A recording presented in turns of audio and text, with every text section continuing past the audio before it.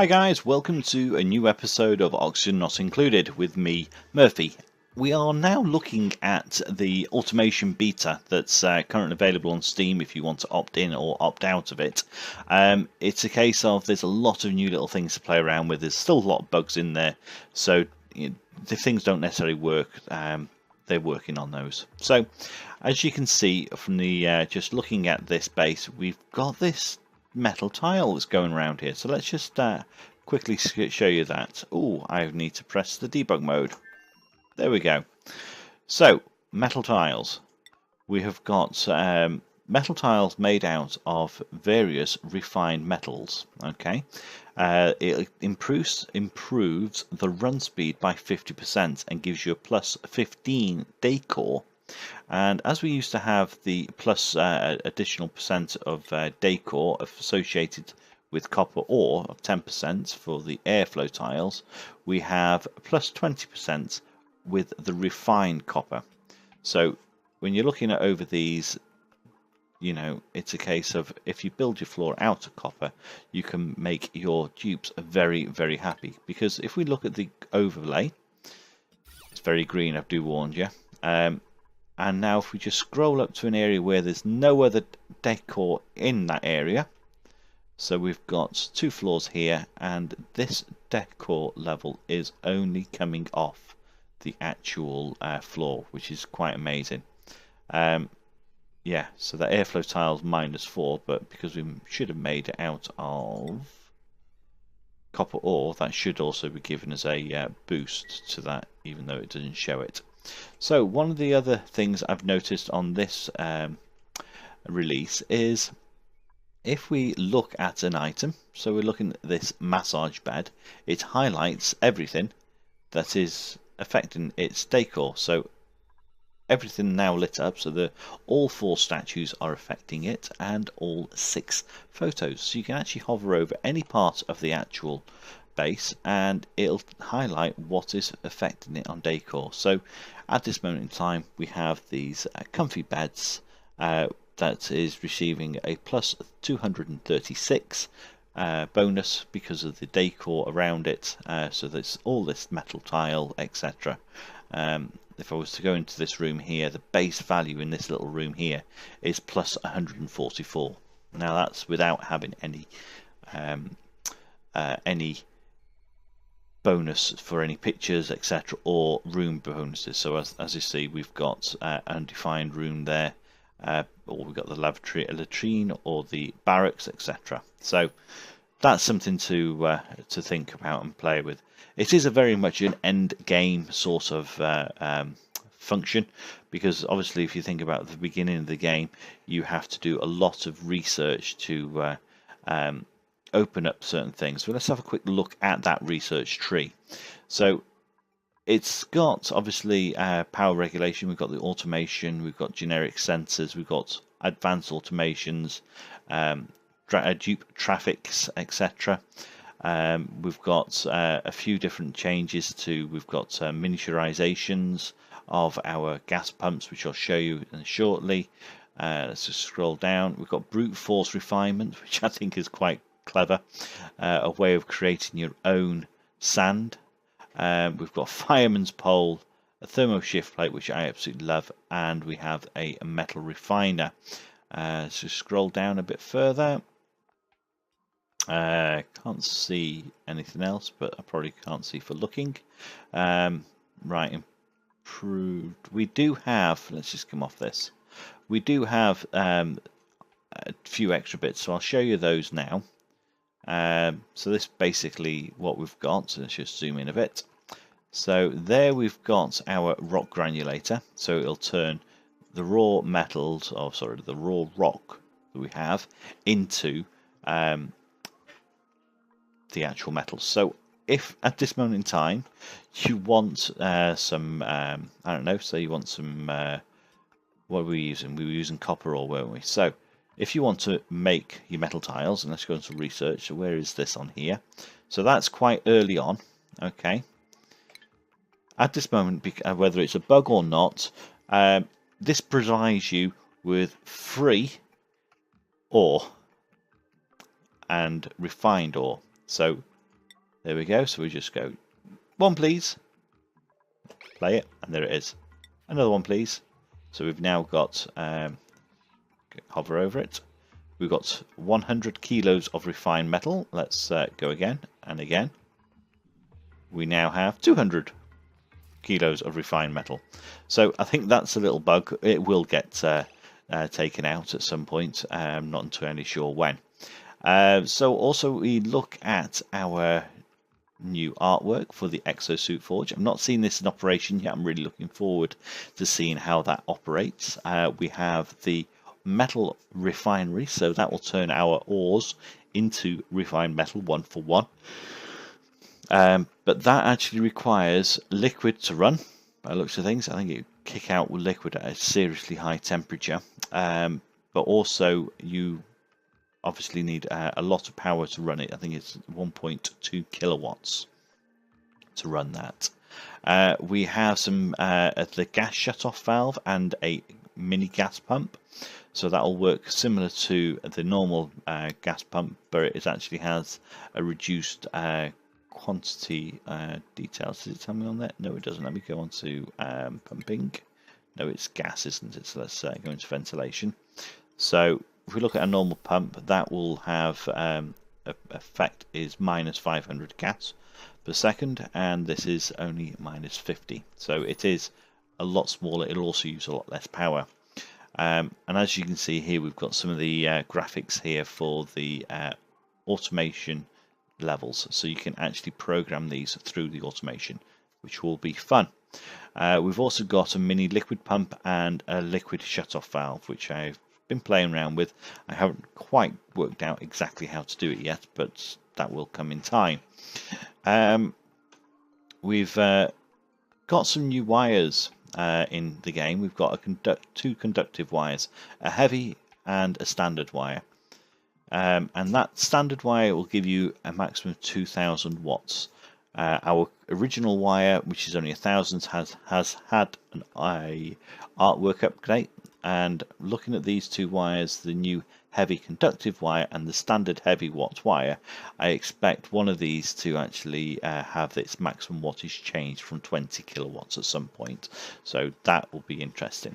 Now, my whole base is currently working on a standard conductive wire, the whole base. I say the whole base is this section in here where we've got the heavy watt wire, but to be perfectly honest, it's actually connected directly to standard conductive wire, because if we go to the power, we still only have a power transformer that can convert it down to 1000.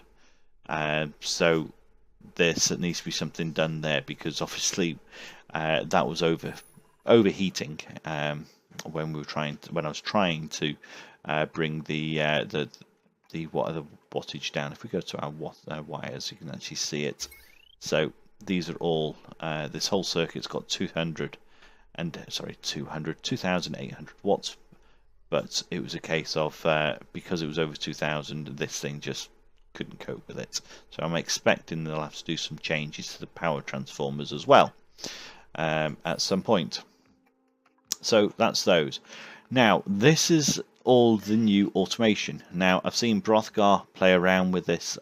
He's looked at it a different way to what I have on his first episode, and he's shown a great example of how these switches work. So far I've not delved in sufficiently to do it any justice. So that is my next task, is to try and understand how best to use these and/or gates. I can only imagine it's very much like standard binary. If it's on or it's off, and you've got to just work out the logic back. So that's going to be my next sort of plan of attack on this game. And then we have this automation wire that can be placed behind anything. But it does give you a negative decor of minus 12. So it's not really something to worry about. So you can put it through your tiles, as I have, and you'll see that shortly. We also have this power shut off, so you can basically use the automation to shut off this the power going somewhere. We have a pressure plate, which when it's got plate pressure on it, it will turn on, and when it's off, then it will turn off. So I think it needs to have we need to work out one of these gates to potentially use that underneath a say like a refiner, or underneath this rock granulator. Once it actually has some sand here, you kind of don't want it to be reducing. So say if you had this set to continuous, once it works properly, and you were using your ore, not your ore, your sandstone as a substrate for it, or your bedrock, once it dumps out the sand onto the switch plate, you kind of want that to stop, and that's what I'm hoping that'll be able to use that for. I want to play around with that. We've also got signal switches where you can just switch them on or off, etc. We have this signal switch here for a we've got a signal switch. We have this duplicant checkpoint.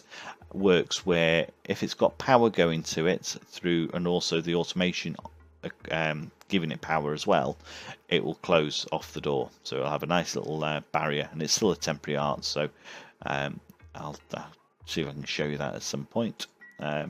We've also got a thermo shift plate, which we'll try and place now. We've got metal tiles, won't allow us to place. We can place either side, and one in every single square. Okay, and that will work as a massive radiator to take that temperature through the tiles over to here, and it will basically help cool things down. Brothgar did a great little demonstration where he had, let's just see if I can duplicate that. Okay, to show how it works, we've got two sections of oxygen with these thermo shift plates either side. Now I've actually put them in the wall as well, so you can't place them directly over the actual wall, but you can place them before you put the wall in. So we have this side oxygen at minus 173-ish degrees, and on oxygen on this side of over 100 degrees. So we are on standard speed, so let's just unpause that and we'll see how quickly this dissipates. Alright, so this was minus 170 degrees. We're now down to nearly 100, and this was over 100 degrees, and we are down to 60 plus degrees. So that is dispersing a lot of temperature quite quickly. It's quite interesting. So right now down to 40 odd degrees. We're up to minus still on that side. This is becoming more even temperature for dupes. We've got Hassan and we've got Ari, who both the same level of athleticism, and we are going to ask them to both move down to this tile over here. Now Ari already has a little head start. I've tried to get them to